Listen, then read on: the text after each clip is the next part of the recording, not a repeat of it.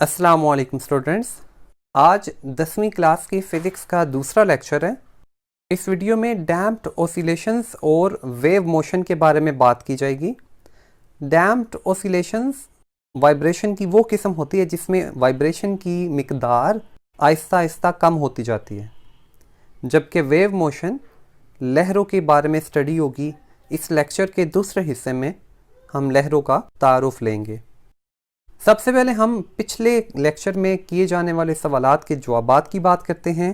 तो एक सवाल था, रिस्टोरिंग फोर्स की तारीफ करें।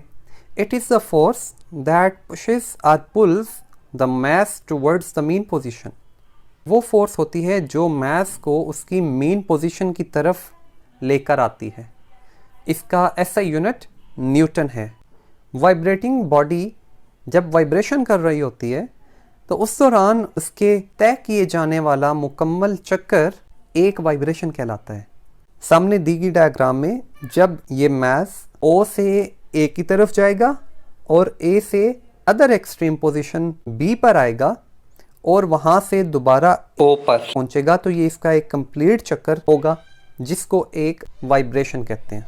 अगर मीन पोजीशन O से लेकर एक्सट्रीम पोजीशन A तक का फासला 1 सेंटीमीटर है तो एक कंप्लीट वाइब्रेशन में 4 सेंटीमीटर का फासला तय होगा। वाइब्रेशन का कोई भी SI यूनिट नहीं होता।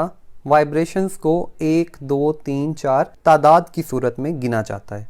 टाइम पीरियड वो वक्त होता है जितने वक्त में कोई बॉडी एक वाइब्रेशन को कंप्लीट करती है। इसका यूनिट सेकंड है, जबकि 1 सेकंड के अंदर की जाने वाली वाइब्रेशंस की तादाद को फ्रीक्वेंसी कहते हैं। इसका SI यूनिट हर्ट्ज होता है।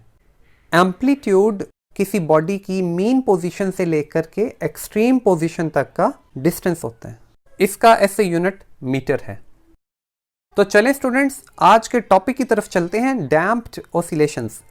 डैम्प्ड ऑसिलेशन का मतलब है कि ऐसी ऑसिलेशंस, ऐसी वाइब्रेशंस जिनका एम्पलीट्यूड वक्त के साथ साथ कम होता जाता है। इसका मतलब है कि वाइब्रेशन की मिकदार आहिस्ता आहिस्ता कम होती जाएगी। इसकी मिसाल आप यूं लीजिए कि आप एक स्विंग झूले के ऊपर बैठ के झूला झूल रहे हैं, तो आंधी शुरू हो जाती है। अब जैसे ही आंधी शुरू हुई, आपके झूले की मिकदार आहिस्ता हो जाएगी। पहले अगर आपका झूला ज़्यादा दूर तक जा रहा था तो अब उतना ज़्यादा दूर तक नहीं जा सकेगा। इसकी वजह यह है कि मुखालिफ साइड से एक फोर्स आपके ऊपर अप्लाई हो रही है जिसने आपके झूले का एम्पलीट्यूड कम कर दिया। डैम्प्ड ऑसिलेशंस की मिसालें देखते हैं तो मोटरसाइकिल्स में, गाड़ियों में इस्तेमाल होने वाला शॉक अब्जॉर्बर इसकी बेहतरीन एग्जांपल है। दूसरी एग्जांपल है गिटार की स्ट्रिंग्स की, जबकि तीसरी एग्जांपल है योयो की। इन तीनों एग्जांपल्स में वाइब्रेशन की मिकदार आहिस्ता आहिस्ता कम होती जाती है। Next is wave motion. Wave motion की तारीफ समझने से पहले हम एक डायग्राम को देखेंगे। एक टब लीजिए और उसके अंदर पानी भर दें। कागज़ के छोटे छोटे पीसेस लेकर पानी की सतह के ऊपर रख दें। अब एक पेंसिल लेकर पानी के अंदर उसको डुबोना और बाहर निकालना, डुबोना और बाहर निकालना शुरू कर दें। आप देखेंगे पानी की सतह के ऊपर वेव्स प्रोड्यूस हो चुकी हैं। ऐसा क्यों हुआ? क्योंकि आपने पानी के अंदर डिस्टर्बेंस प्रोड्यूस की है। इसके साथ ये भी आपके मुशाहिदे में आएगा कि कागज़ के टुकड़े जो आपने पानी की सतह पर रखे थे अब ऊपर और नीचे हरकत करना शुरू कर देते हैं। अब हम वेव की तारीफ देखेंगे। वेव किसी मीडियम में पैदा की जाने वाली डिस्टर्बेंस होती है जो मीडियम के ज़र्रात को वाइब्रेटरी मोशन करने पर मजबूर कर देती है।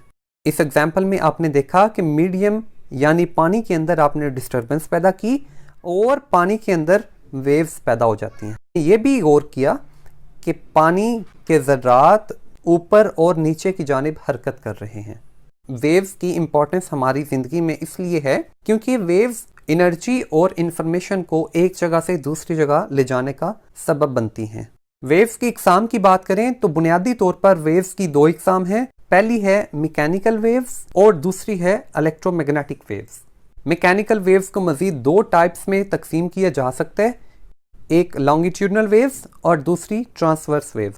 वेव की पहली किस्म मैकेनिकल वेव ऐसी वेव्स होती हैं जिनको गुजरने के लिए मीडियम की ज़रूरत होती है। मतलब कि अगर मीडियम मौजूद नहीं होगा तो मैकेनिकल वेव्स नहीं गुजर सकती। इनकी मिसाल वाटर वेव्स हैं, साउंड वेव्स हैं और गिटार की स्ट्रिंग में पैदा होने वाली वेव्स हैं। इलेक्ट्रोमैग्नेटिक वेव्स मैकेनिकल वेव्स के बरअक्स ऐसी वेव्स होती हैं जिनको गुजरने के लिए किसी मीडियम की ज़रूरत नहीं होती, यानी अगर मीडियम हो तो भी ये गुजर जाती हैं, मीडियम ना हो तो भी ये वेव्स गुजर सकती हैं। इसकी सबसे बड़ी मिसाल लाइट वेव्स और हीट वेव्स हैं।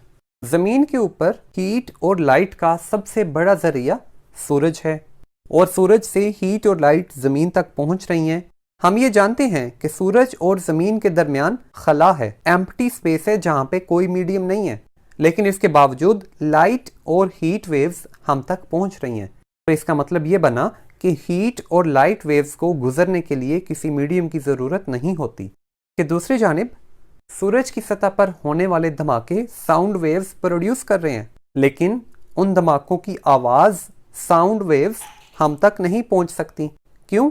क्योंकि साउंड वेव्स तो मैकेनिकल वेव्स हैं जो कि मीडियम की गैर मौजूदगी में ट्रैवल नहीं कर सकती। तो साउंड वेव्स मैकेनिकल वेव्स हैं, light and heat waves electromagnetic waves की मिसालें हैं।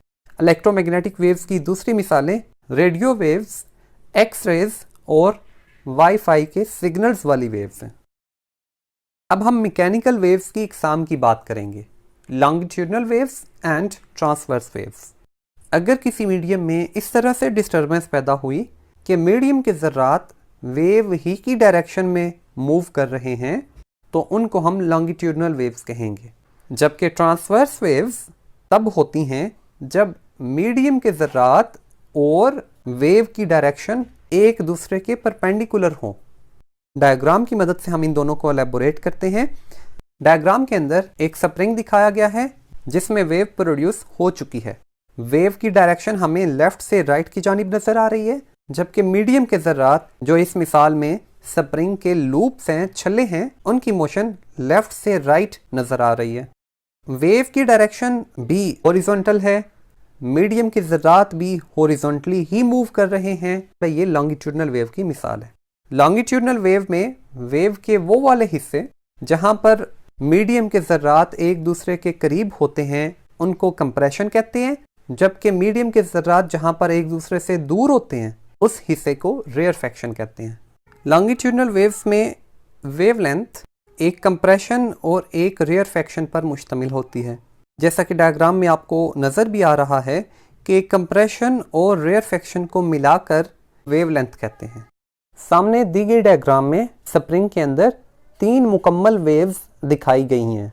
ट्रांसवर्स वेव में मीडियम के ज़र्रात की हरकत वेव की हरकत के परपेंडिकुलर होती है। इस डायग्राम में आप देख सकते हैं कि डायरेक्शन ऑफ वेव लेफ्ट से राइट है, जबकि मीडियम के ज़र्रात मीन पोजीशन से ऊपर और नीचे की जानिब हरकत कर रहे हैं। कुछ हिस्से मीन पोजीशन से ऊपर की जानिब हैं और कुछ हिस्से मीन पोजीशन से नीचे की जानिब हैं। ट्रांसवर्स वेव के वो हिस्से जो मीन पोजीशन से ऊपर की जानिब होते हैं उनको क्रस्ट कहते हैं। वो वाले हिस्से जो मीन पोजीशन से नीचे की जानिब होते हैं उनको ट्रफ कहते हैं। ट्रांसवर्स वेव की वेवलेंथ की बात करें, ये क्रस्ट और एक ट्रफ के ऊपर मुश्तमिल होती हैं, यानी एक क्रस्ट जमा ट्रफ जितनी लेंथ बनेगी ये एक वेवलेंथ होती है। आप कमेंट करके बताएंगे कि इस डायग्राम में कितनी मुकम्मल ट्रांसवर्स वेव्स नज़र आ रही हैं। लॉन्गिट्यूडनल और ट्रांसवर्स वेव्स को समझने के लिए अब हम 2 वीडियो क्लिप्स देखेंगे। इन वीडियो क्लिप्स को आप बहुत ही गौर से देखिएगा।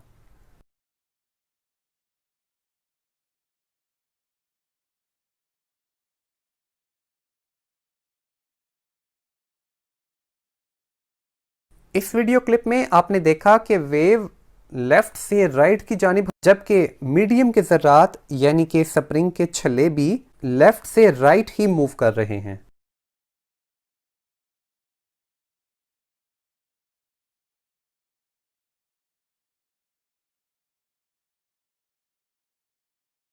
ट्रांसवर्स वेव के इस क्लिप में आपने देखा कि वेव लेफ्ट से राइट की जानिब ट्रेवल कर रही है, जबकि मीडियम के ज़र्रात ऊपर नीचे की जानिब हरकत कर रहे हैं। मीडियम के कुछ हिस्से मीन पोजीशन से ऊपर की जानिब, जबकि कुछ हिस्से नीचे की जानिब थे। इस टॉपिक के रिलेटेड इंपॉर्टेंट क्वेश्चंस अब आपके सामने आएंगे। सवाल नंबर 1 है डैम्प्ड ऑसिलेशंस किन्हें कहते हैं। सवाल नंबर 2 है वेव की तारीफ करें। सवाल नंबर 3 है वेव्स क्यों इंपॉर्टेंट है। सवाल नंबर 4 है मुंदरजा झेल की तारीफ करें। Compression, rarefaction, crust, trough and wavelength. सवाल नंबर 5 है लॉन्गिट्यूडनल वेव्स की रफ्तार किस मीडियम में सबसे ज़्यादा होती है, सॉलिड में, लिक्विड में या गैस में। सवाल नंबर 6 है क्या मैकेनिकल वेव्स वैक्यूम में से गुजर सकती हैं।